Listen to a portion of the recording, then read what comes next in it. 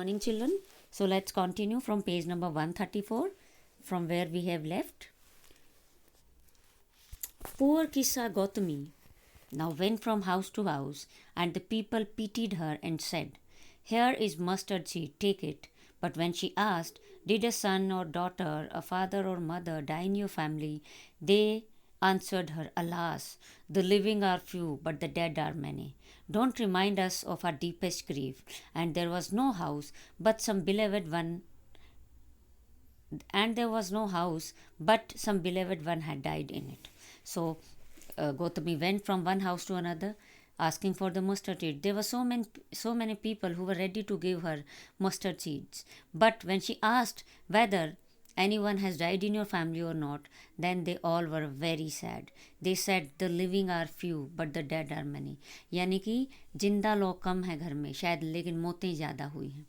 And they further asked her not to remind them of their grief, which they have with very much difficulty they have tried to forget all that. So don't remind us of our griefs.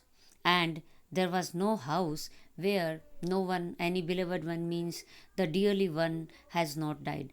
Every house has one or the other person who has been dead. Kissa Gautami became weary and hopeless. Weary is very tired, extremely tired, and hopeless means she had no hope, and sat down at the wayside watching the lights of the city as they flickered up and were extinguished again. Flickered means they shine unsteadily, means kabhi jal rahi thi, kabhi bujh rahi thi, and finally they were extinguished. At last, the darkness of the night reigned everywhere. Reigned is ruled. And she considered the fate of men, that their lives flicker up and are extinguished again. And she thought to herself, "How selfish am I in my grief! Death is common to all. Yet in this valley of desolation there is a path that leads him to immortality who has surrendered all selfishness." Selfish, selfish means lacking, you can say, consideration for others. Valley of desolation, an area which is filled with deep sorrow, means the earth. And immortality, it's the ability to live forever. Nashwarta. Surrendered means who has given.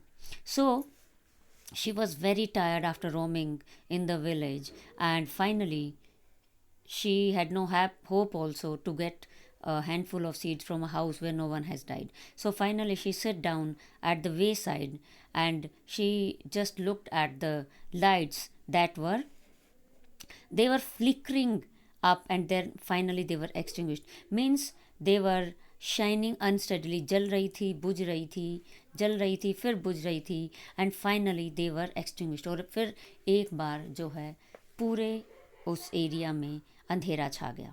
And at last the darkness of the night reigned. Everywhere there was dark. And that thing struck her mind, and she considered the fate of men, that their lives flicker up and are extinguished again.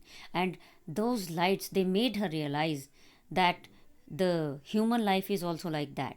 We come into live into our life, we live our life, and finally a day came when we leave this world and we went to the other world. So the flickering of the light, that struck her mind, and she realized the fate of man also, that human life is also like that.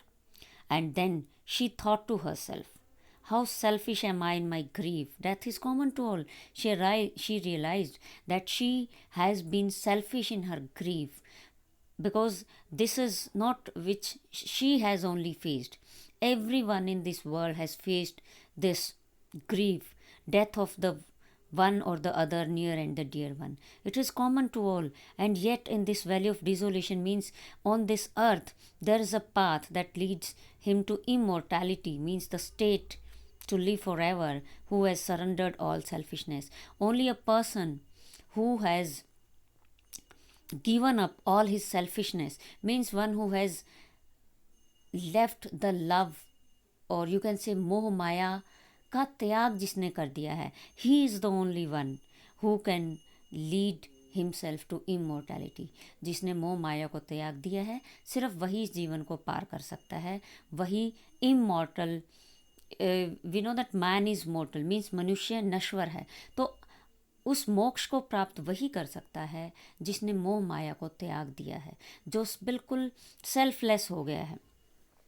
And she realized that she was selfish in her grief. The Buddha said, "The life of mortals in this world is troubled and brief and combined with pain." Mortals are those who are bound to die. We all are mortals. Then Buddha told to her that this life of the human beings, it is troubled and it is full of pain and grief, and for there is no any means by which those that have been born can avoid dying. And there is nothing in this world that can make a person live forever. One who has born will definitely die one day.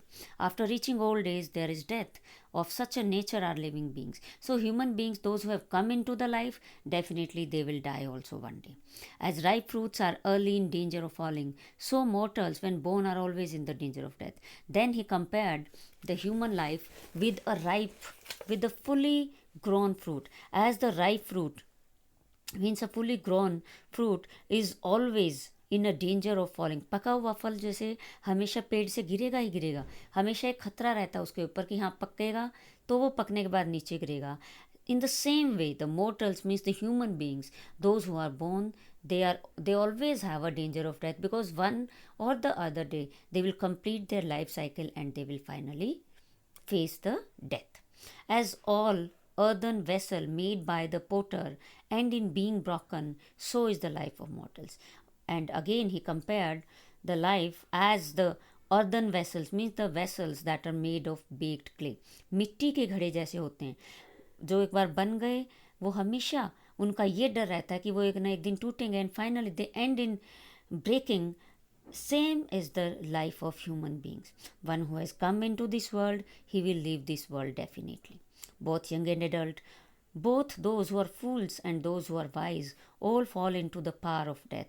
All are subject to death. Means everyone, whether he is a young or he is a grown up, whether he is a foolish or he is wise, definitely they all have to face death, and everyone has to face death and has to go to the other world. Of those who overcome by death depart from life, a father cannot save his son, nor kinsmen their relations. Kinsmen means near and dear relatives.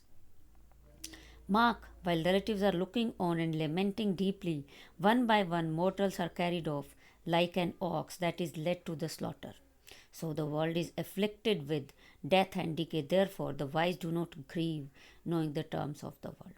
So now what he said, that of those who overcome by death depart from life, means those who leave the world, who finally face the death. A father cannot save his son, neither the relatives nor the friends or anyone. The one who has gone means gone. No one can protect or no one can bring that person back into life. Even a father cannot bring a child back. Even our near and dear ones, they can't put life back into a dead body. And when the relatives, when they looked on and they express their sorrow or their grief, lamenting is to express their sorrow and grief on a dead body, and at that time, one by one, all the human beings, those who are dead, they are carried off, they are taken into the morgue, you can say, or into the graveyard, like an ox that is led to the slaughter. Slaughter means it is the killing for meat. जिस प्रकार एक aux को भी मरने के बाद slaughter house में ले जाया जाता है, उसी तरह the dead body is carried to the graveyard and finally it is burnt there. So the world is afflicted means it is affected by sufferings, diseases, pain and grief. And the wise person, they don't grieve, means they don't feel sad, because they know that this is the ultimate reality of life. This is the ultimate truth of our life. So those who are wise, they never show their death, rather they pray to God for the departed soul. Not from weeping nor from grieving will anyone obtain peace of mind. On the contrary, his pain will be the greater and his body will suffer. So, whether we weep, we cry, we express our grief, we will not get our peace of mind. Rather, on the other side, or if we say that the pain can be reduced only if we pray for that body, rather than crying and showing grief, that will enhance the sufferings of the dead. But if the pain can be reduced only if we will stay calm, if we become peaceful, and if we pray to God for the departed soul. Only this is the way by which the pain of the departed soul can be reduced. He will make himself sick and pale. So the person who cry, who lament, who show their grief, they become pale and they sick, yet the dead are not saved by his lamentation. But still the dead person, they can't be brought back to the life. He who seeks peace and should draw out the arrow of lamentation and complaint and grief, he who has drawn out the arrow and has become composed will obtain peace of mind. He who has overcome all sorrow will become free from sorrow and be blessed. Now what he's saying, that he who wants, seeks means who want peace, he should take out the arrow of lamentation, means he should not lament, he should not express his sorrow or grief and complain to God. Rather, one who has become peaceful, one who pray to God for the dead body, only they can get peace. Only they can become composed. Composed means having one's feelings under control. So the one who has become peaceful, one who don't complain and cry, only they can get peace of mind, and who has overcome all the sorrow, the feelings of distress caused by the loss, they will become free from sorrow and they will be blessed, means they will bring pleasure or contentment in their life. So finally what he want to say is कि ये जो जीवन मृत्यु का चक्र है, everyone has to face this. So बजाय कि किसी की मृत्यु पर रोने या दुख प्रकट करने से उस व्यक्ति की खुद की भी आत्मा को दुख पहुंचता है और जो डिपार्टेड सोल है उसकी आत्मा को भी दुख पहुंचता है. So if we want to get peace of mind, the only way is that we should be contented with what God has done. जो कुछ किया गया है, जो हुआ है, हमें उसको एक पॉजिटिव वे में स्वीकार करना चाहिए. और जो एक सिर्फ एक तरीका है कि हमें कंपोज्ड हो जाना चाहिए, हम अपनी फीलिंग्स को कंट्रोल करना चाहिए और उस डिपार्टेड सोल की आत्मा के लिए भगवान से प्रार्थना करनी चाहिए. If we keep on crying and lamenting, that will not do good for the departed soul as well as for the living ones. So जिसने इस चीज़ को ओवरकम कर लिया है, इस दुख को ओवरकम कर लिया है, केवल वही दुखों से दूर जा सकते हैं, वही दुखों को पार पा सकते हैं और वही अपने जीवन में ब्लेस्ड फील कर सकते हैं.